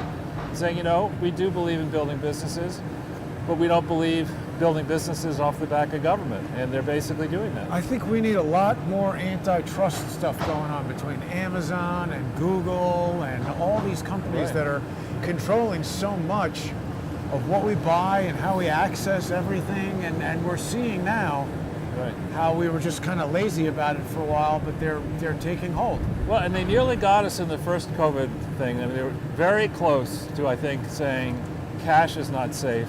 Right. And the second you do that, then you've got a concentration of power in the bank accounts, and then you've got the ability to cancel culture on social media.